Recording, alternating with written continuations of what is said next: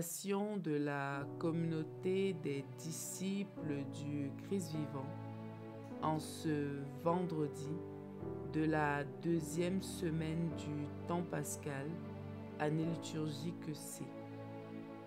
Évangile de Jésus-Christ selon Saint Jean, au chapitre 6, les versets 1 à 15. En ce temps-là, Jésus passa de l'autre côté de la mer de Galilée, le lac de Tibériade. Une grande foule le suivait, parce qu'elle avait vu les signes qu'il accomplissait sur les malades. Jésus gravit la montagne, et là, il était assis avec ses disciples.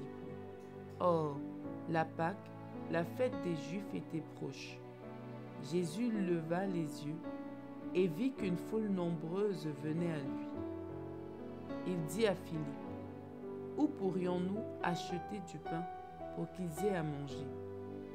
Il disait cela pour le mettre à l'épreuve, car il savait bien, lui, ce qu'il allait faire. Philippe lui répondit, « Le salaire de 200 journées ne suffirait pas pour que chacun reçoive un peu de pain. » Un de ses disciples, André, le frère de Simon-Pierre, lui dit, « Il y a là un jeune garçon qui a 5 pains d'orge et 2 poissons. Mais qu'est-ce que cela pour tant de monde ?»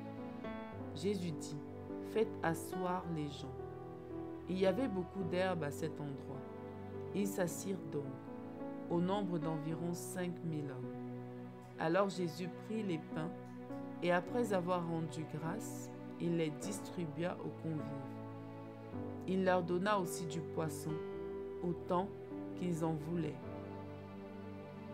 Quand ils eurent mangé à leur faim, il dit à ses disciples, « Rassemblez les morceaux en surplus, pour que rien ne se perde. » Ils les rassemblèrent, et ils remplirent 12 paniers avec les morceaux des 5 pains d'orge, restés en surplus pour ceux qui prenaient cette nourriture.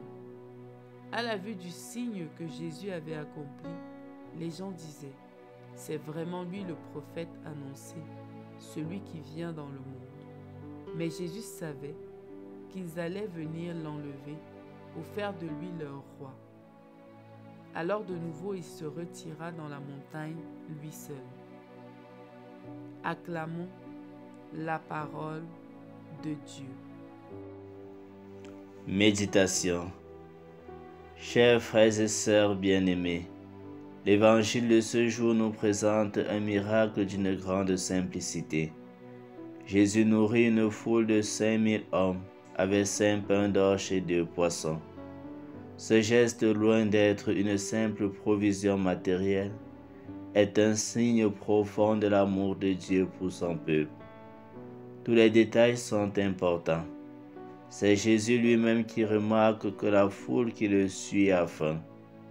Et voyant cette multitude affamée, il ne se contente pas de la compassion.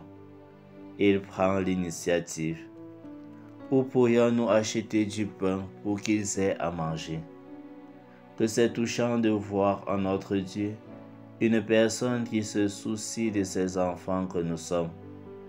Une personne qui désire combler toutes nos faims. Alors laisse-moi te le dire, mon frère, ma sœur. Le Christ est le même hier, aujourd'hui et pour l'éternité. Il est celui qui prend soin de son peuple, qui comble la faim de ceux qui le suivent. Il faut cependant remarquer que Jésus, pour accomplir ce miracle, a dû s'appuyer sur la générosité d'un petit garçon qui a offert 5 pains et 2 poissons. Ce geste modeste en apparence devient le moyen par lequel Jésus accomplit son miracle. Il nous enseigne que même ce que nous considérons comme peu peut être utilisé par Dieu pour accomplir de grandes choses. Il suffit de se laisser utiliser, de donner ce que l'on a, même si cela semble insuffisant. Dieu a besoin de notre peu pour nous aider, pour nous sauver et pour prendre soin de toute l'humanité. Alors la question est de savoir, savons-nous être charitables, valoriser ou offrir le peu que nous avons? Quels sont ces 5 pains et 2 poissons dont Dieu en a besoin pour nourrir ces foules misérables devenues nombreuses autour de nous? Que nous demande Dieu aujourd'hui pour nourrir son peuple?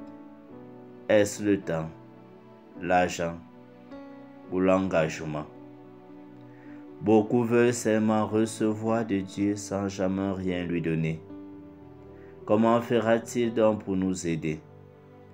Il a fallu qu'il ait les 5 pains et 2 poissons du petit garçon pour que les foules aient à manger.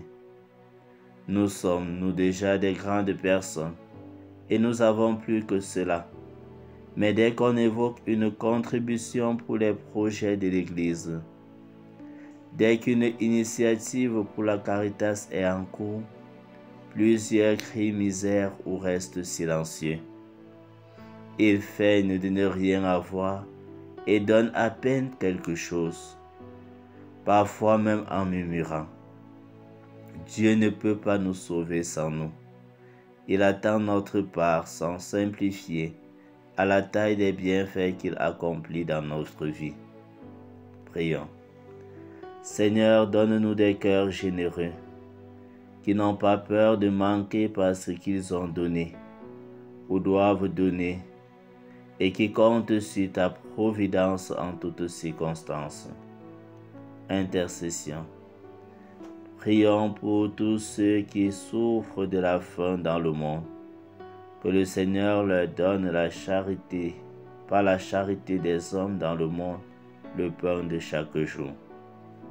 Exercice spirituel. Faisons un don généreux à quelqu'un dans le besoin aujourd'hui.